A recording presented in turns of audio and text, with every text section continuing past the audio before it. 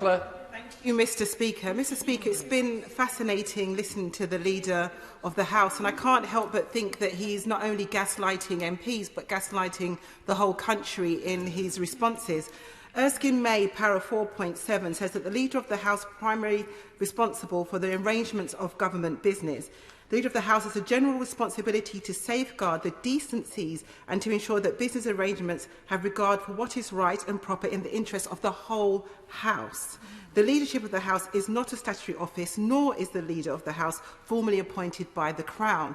I do think, Mr. Speaker, that the Leader is somewhat overreaching in his suggestion that he should decide who should debate in this House as a Member of Parliament. Current arrangements are not in the best interest of the House as a whole. And Mr. Speaker, I love being in the House of Commons. I love debating, but actually we are in a pandemic at the moment, and actually COVID is asymptomatic. This place is full of it, whether you like it or not. We are putting 600 people at risk every time we are here. And my remote participation bill could just be adopted by the government instead of being heard in January. I urge the Leader to adopt the bill and meet with me and other members, like the member for Swansea West, to talk about how we can have proper participation and ensure that our democracy is safe and that we hold the government to account.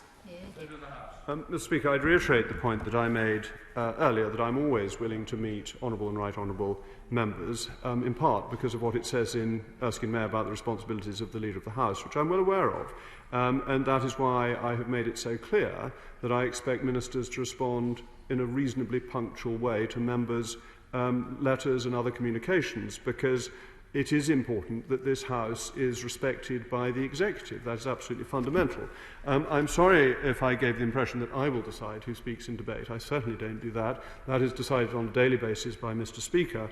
But in any terms of reference for changes, it will be decided by motion that has to be passed by the House. And this is a matter for the House to decide, as it will do.